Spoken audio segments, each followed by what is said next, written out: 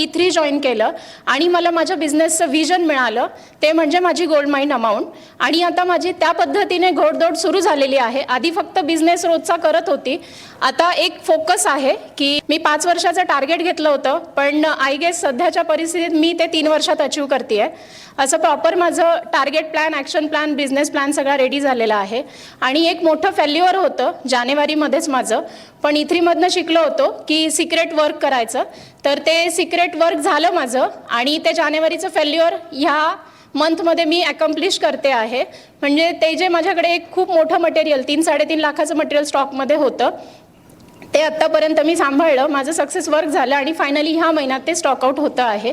So हे सगळं फक्त मला E3 कडनं मिळाला, एक कॉन्फिडन्स मिळाला, सिक्रेट वर्क करणं शिकली आणि विक्ट्री कशी अचीव करायची हे मी शिकली. आणि